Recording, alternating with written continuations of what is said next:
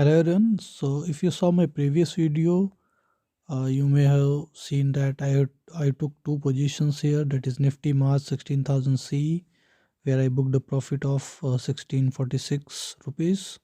So I sold it at 85. Right now it is trading around 97. It went up to 99. And the other one is the NTPC for Fab 110C. So I purchased it for 0.65, and right now you can see it is trading around 1.05.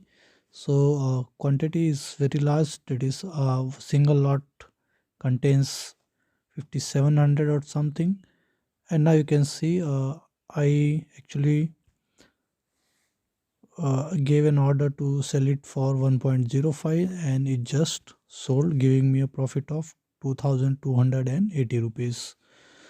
And you can see around 61% or something like that. So how much I invested and how much I profited, you can see here. 3705 I invested, and I got back 5985, 2280 rupees. So today's overall profit just reached 3926 rupees. So I think it's overall a good profit.